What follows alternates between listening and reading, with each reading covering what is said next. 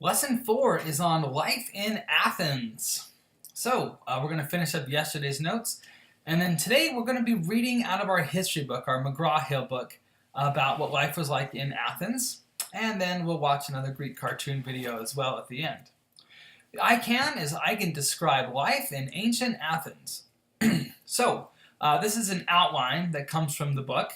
An Athenian Education. Athens, of course, is famous for having their boys study kind of a well-rounded education. Boys studied math, geometry, music, art, public speaking, and sports.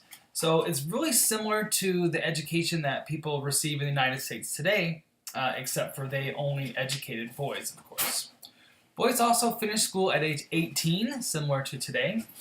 The girls would study spinning, weaving, and home duties, and wealthier girls got to learn how to read and write and play music, but for the most part, the girls were just learning home crafts at home.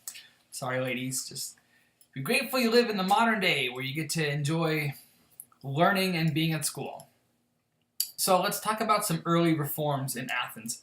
In early Athens history, there was huge inequality between rich and poor. Farmers owed lots of money and they were poor. And they were so poor that they actually began to rebel. And the rich people who controlled most of the farmlands realized, that they might have to give up some power and some control and some wealth because otherwise the farmers are going to break into their houses and kill them and their families and burn the house down because people really began to rebel. So they got this guy named Solon, and he made some changes. And one of the changes he made was that he freed all the farmer slaves.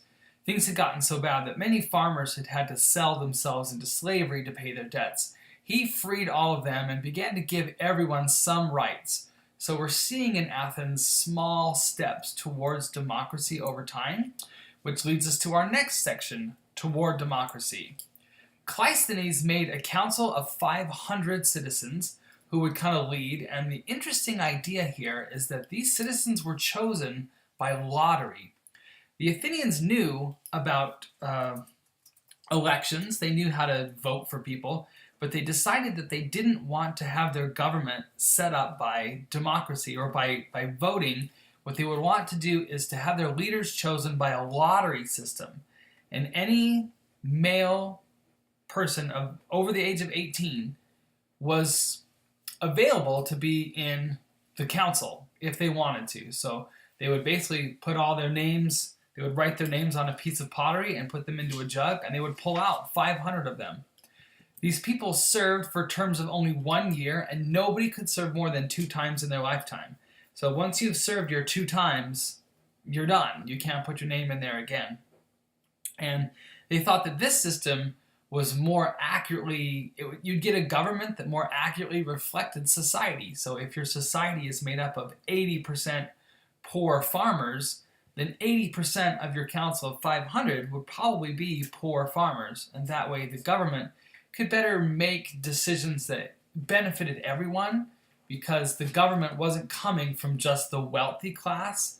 The government was coming from everyone because they weren't doing it through elections. Elections, the Athenians thought, would unfairly favor the rich and the well-known people in the community, where a lottery was open to everyone. Everyone had an equal chance of being in it.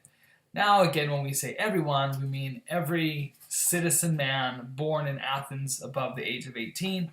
The government was not open to any women. It wasn't open to any foreign-born men or any slaves. So it's a cool democracy, and it's great that this is the birthplace of democracy in the first place in the world that we know of that really began to offer rights to more individuals and to not have a king or a leadership done that way.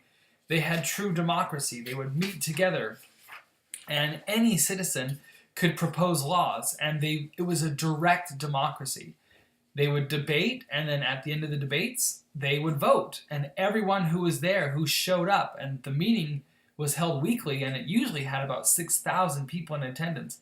At the end of the debates, they would vote, and the individual citizens got to vote directly on the laws, which is pretty cool. The United States is not a democracy. We don't vote on laws. I don't, your parents don't vote directly about whether or not we should have certain laws. What we do is we hold elections for representatives, and then those representatives vote for us on our behalf. So that's how the United States works. So this is just a picture of the Acropolis, which is in Athens today. It's the hill that's in the center of the city-state Athens, and on top is where some of their temples were built, which honored Athena. And we'll talk more about Athens as we go on in the lessons.